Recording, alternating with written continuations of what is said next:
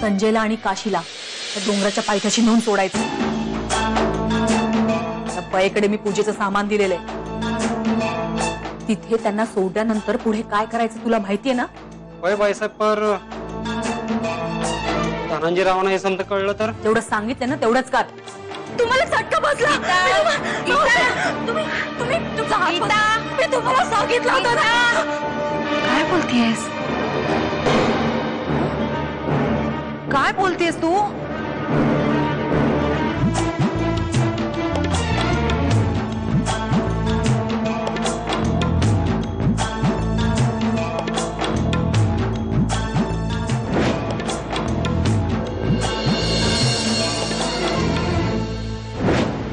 काय?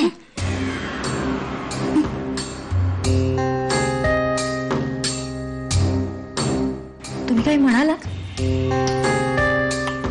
बरं वाटतंय का? हा? हो. असं का विचारताय तुम्ही? ए मुलांनो, आज जा जरा, आम्हाला बोलायचंय. मला सरिताचा मेसेज आला होता. लग्न आहे तिचं. मला जावंसं वाटतंय ग. हो पण बाबा. अगं नशिबाने 2 दिवस कामासाठी नाशिकला चाललाय श्री. तेवढ्यात जाऊन येते ना मी. Please Gita, please.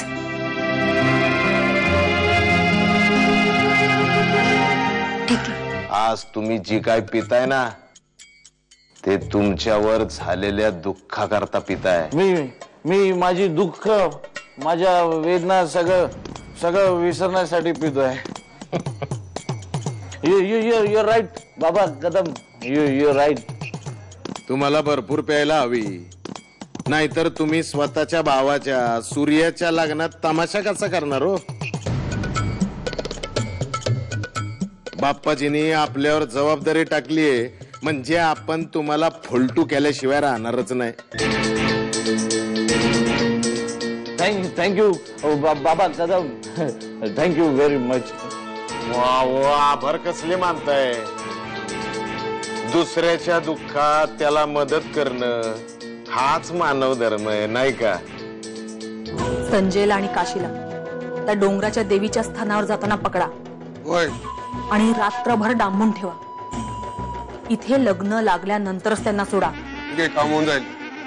आणि जर का कामात मागच्या वेळेसारखी काही गफलत झाली ना तर गाठ माझ्याशी आहे. निघा.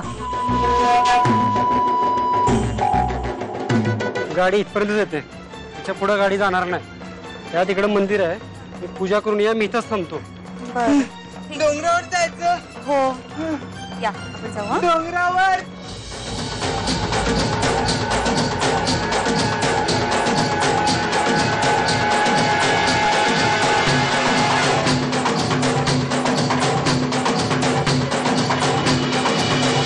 मला सांग, त्या बाप्पाजींनी धनाजीरावांच्या मुलाला स्वतःकडे का ठेवून घेतलं असेल? आता ते मला काय ठावं? बाप्पाजी तिकडे काय करते ते मला विचारून नाही करत का? तुला काहीतरी खबर बात असेलच की. मला कशी खबर बात? नामदेव, त्याच्याकडून तुला काहीतरी कळत असेलच की. तू आणि नामदेव भेटतातच की सारखे. कळतात. हो कळतात. ही असली समधी बोलणी मला. बघ, मला फक्त एवढंच म्हणायचं आहे की धनाजीराव स्वतःच्या मुलाला दुश्मनाच्या घरी कसं काय राहू देतील? हे म्हणजे असं की पत्ते खेळताना समोरच्याच्या हातात पत्ते देऊन आपण आपला डाव खेळायचा. हो धनाजीराव आहेत ते. मी कशी दिसते असं सांगावंसं देखील वाटलं नाही तुम्हाला? एवढं मुलाचं लग्न, इतकी नटले मी, पण कौतुक म्हणून नाही तुम्हाला. अगं म्हणून तर तुझ्याशी लग्न केलं. आता मुलाचं लग्न तर वेगळं कौतुक काय करायचं? आणि तशी तू सुंदर दिसतेसच की. आता फक्त एक काम कर, लवकर ये म्हणजे झालं.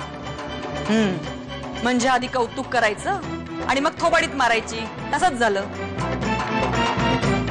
कौतुकही करायला नको.